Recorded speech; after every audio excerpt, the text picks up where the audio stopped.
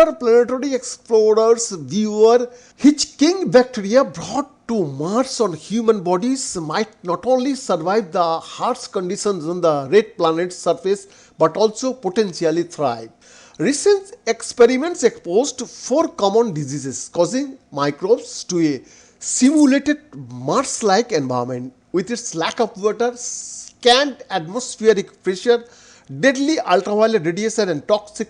The bacteria remain alive for various periods of time and in some cases even grew in the imitation Martian sands, researchers report in the January Astrobiology. The findings have implication, that means all the implications for astronaut health and efforts to prevent contamination of other worlds. They also underscore the fact that bacteria are really resilient turtle creatures that survive a lot of things, which is why they have existed for billions of years on Earth, says Samantha Witters, a microbiologist at Mercer University in Atlanta, GA, who was not involved in the experiments too. Previously, researchers seeking to understand the survivability of microbes on the Mars have mostly focused on Thermophile organisms, those living in places on Earth, lots of radiation, salt temperature swings, or aridity.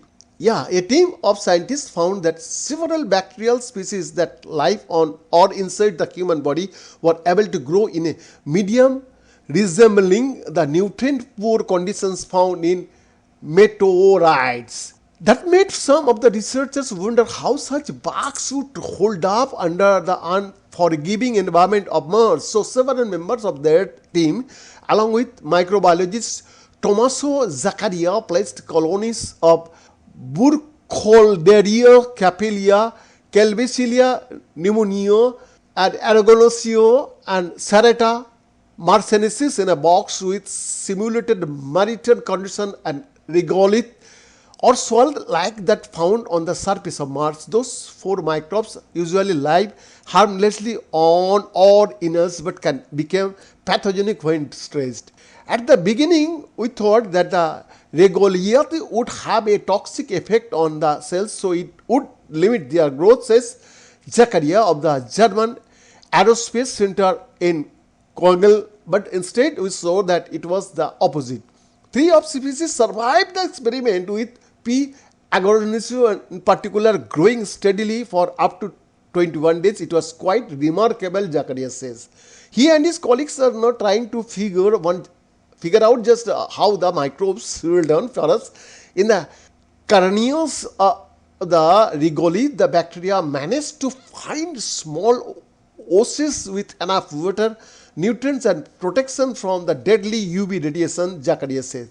The researchers are also interested in determining how the human immune system, which tends to get stressed and dysregulated during space flight, will respond to bugs that have gone through such troubles.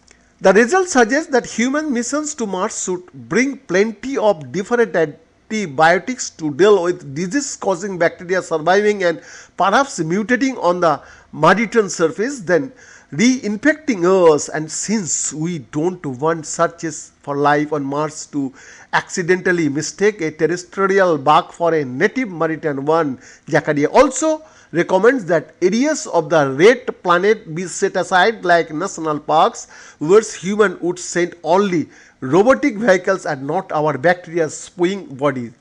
Waters points out that human ingenuity will hopefully find ways to mitigate such problems, which should not scare us from sending people beyond our planet. At the end of the day, we want to move forward and explore our solar system more. She says we try our best, and that ultimately will lead to some really beautiful discoveries and some really cool history.